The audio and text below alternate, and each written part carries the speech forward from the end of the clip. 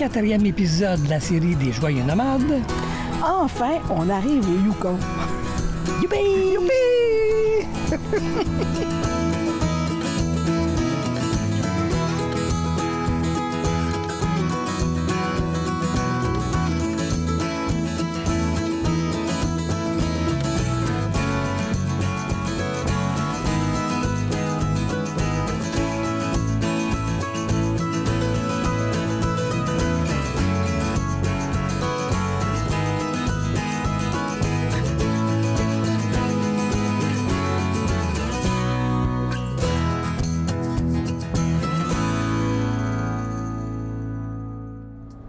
Écoute, je crois pas encore qu'on est rendu là. Le chemin a été long, puis je le réalise pas. Peut-être quand je vais voir la pancarte. On va voir. Yeah!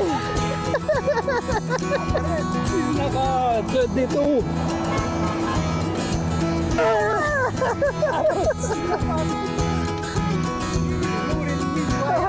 Puis après, plusieurs regards d'essence. Yukon! Check-moi ça!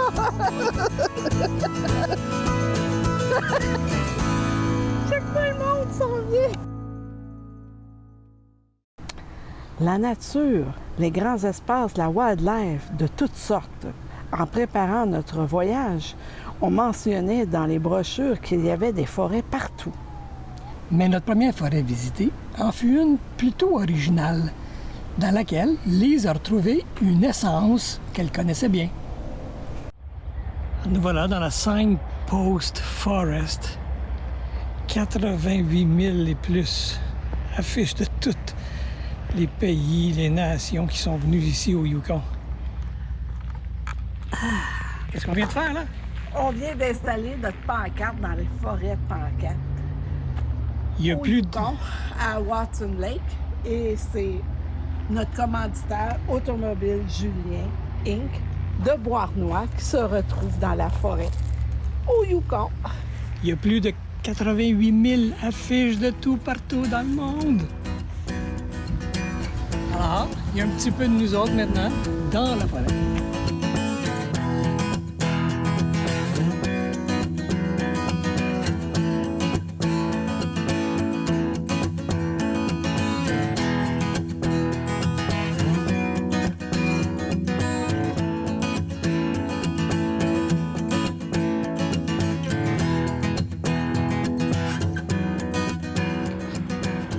C'est notre première nuit au Yukon.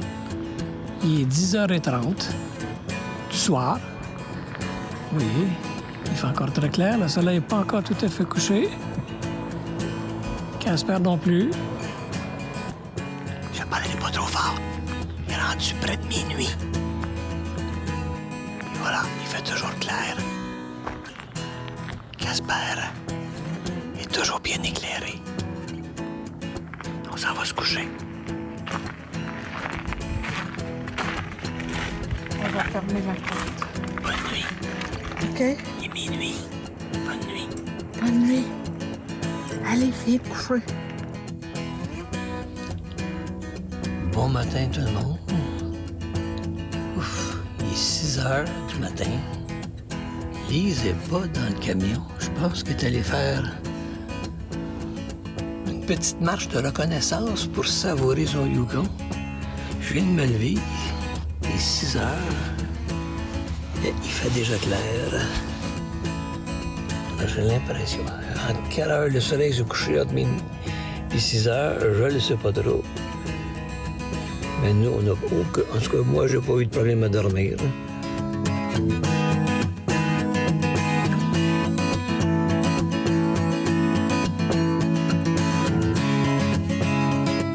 Alors, on fait un petit arrêt à Tesla, aller au George Johnson Museum. Aucune idée qui est George Johnson. On va aller apprendre ça. En plus de présenter de nombreuses facettes de la vie des Premières Nations, le musée rend hommage à George Johnston, un aîné vénéré des Premières Nations Tlingit. Trappeur, marchand de fourrure, entrepreneur, George Johnson a été surtout reconnu pour avoir photographié la nation Tlingit avant la construction de l'autoroute vers l'Alaska. Le musée contient de superbes collections de photos prises avec son œil artistique à couper le souffle. Malheureusement, il était possible de vous présenter des photographies de l'exposition car elles sont bloquées par des droits d'auteur. Cependant, vous pouvez aller voir un superbe film qui a été fait sur George Johnson. Le film est sur le site de l'ONF, s'intitule « Picturing a People George Johnson, Tlingit Photographer ». Allez voir ça, c'est gratuit. Et arrêter à ce musée-là, c'est vraiment une belle introduction à la vie yukonaise.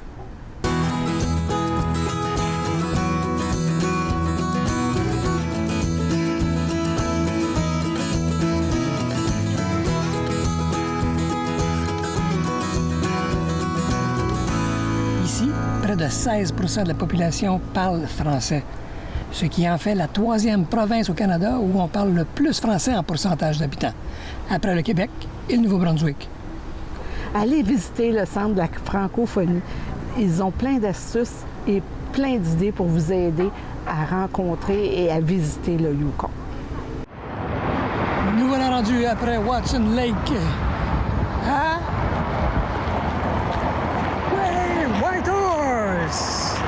La capitale du Yukon. Et puis il fait beau en plus. Alors on nous dit bienvenue, Shroquatani. It's good to see you. All right, so hi, my name is Daniel and I work with Yukon Conservation Society as a trail guide. So, nobody knows why the town is called Whitehorse. Right, okay. So this area is super important when it comes to gold rush era here in Canada and Yukon.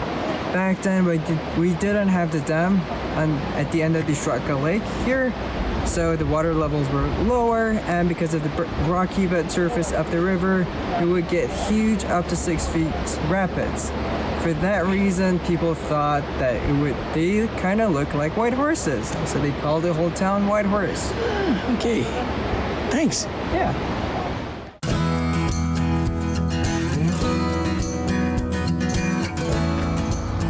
Première journée vraiment. Là, on va faire les touristes aujourd'hui. On visite un lieu historique de Parc Canada. Un vieux bateau en cale sèche qui remontait le fleuve Yukon jusqu'ici.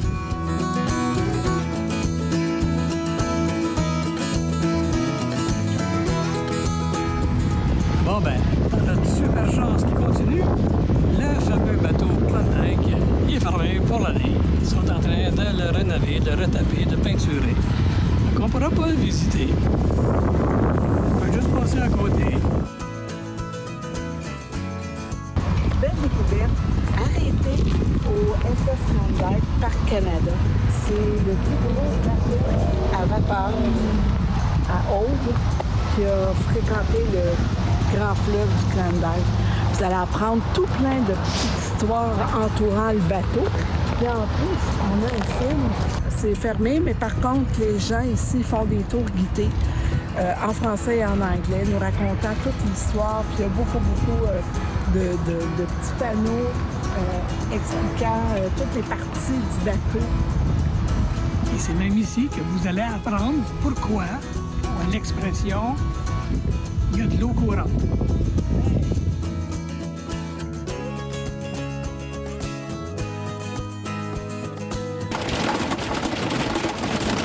Entendez-vous le bruit? C'est des grêlons.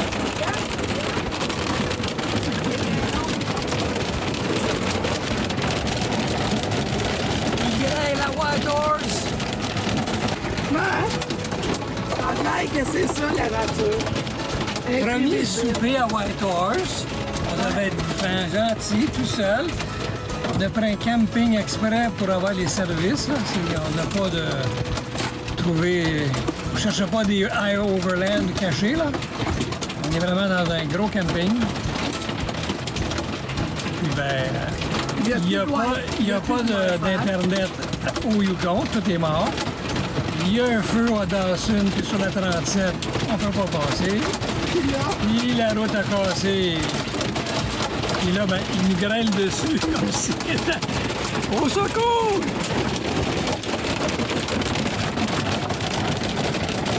Bon, ben là, on doit vous quitter parce qu'on doit ranger le camion parce qu'on se prépare pour une nouvelle expédition. Puis là, en plus, on nous a appris que ça se pourrait que tout le paysage soit embrouillé parce que la fumée des feux de forêt de Dawson, c'était descend à Whitehorse. Et en plus, on nous a appris qu'au camping, il y avait un feu, il n'y a pas longtemps, à moins de 30 km de la ville de Whitehorse, ce qui me laisse un peu de boucan encore. Fait qu'on va essayer de patauger à travers le boucan, mais vous savez, des feux de forêt, ça ne veut pas dire que c'est fini. Comme disait Félix Leclerc, c'est beau la mort, il y a de la vie dedans. Vous voyez les montagnes,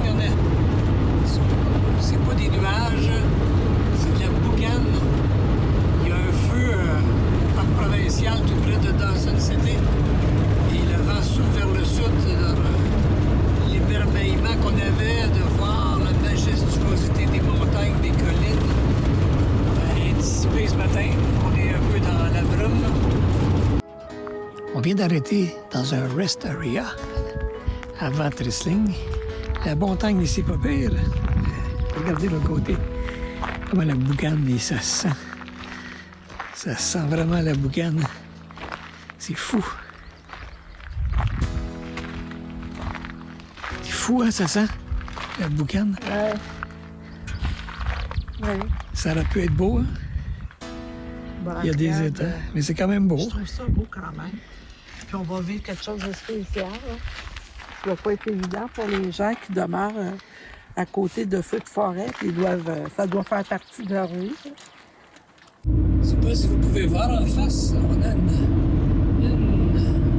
des montagnes, des rocheuses qui ont été complètement brûlées.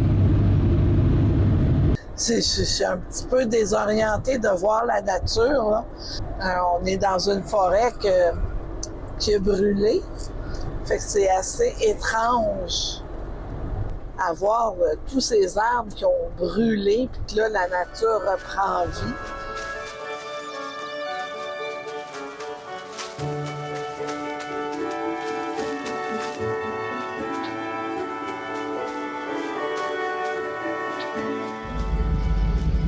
Paysage typique après un feu de forêt. Vous voyez tous les arbres ont brûlé, ils sont restés debout. C'est une barrière d'eau juste devant. Et ça, c'est un cycle naturel. Parce qu'elle pourvoit aux échanges énergétiques entre d'innombrables formes de vie, la forêt est considérée comme l'écosystème le plus accompli que la nature ait à ce jour produit.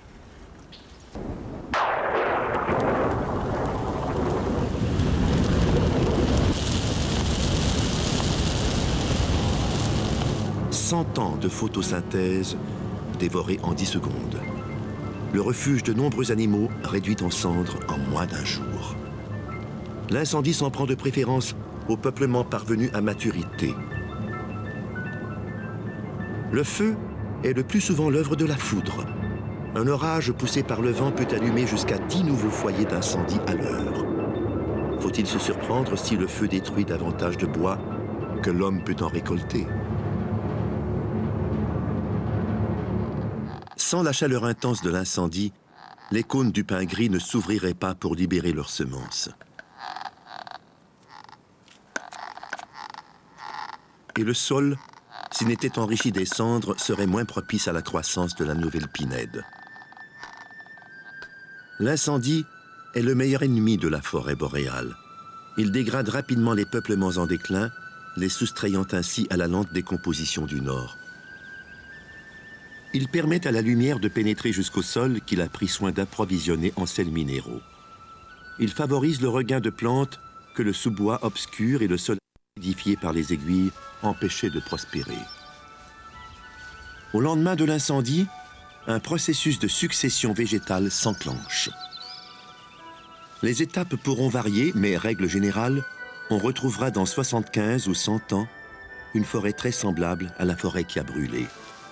Ici, profitant de l'ensoleillement direct, les épilobes font office de plantes colonisatrices.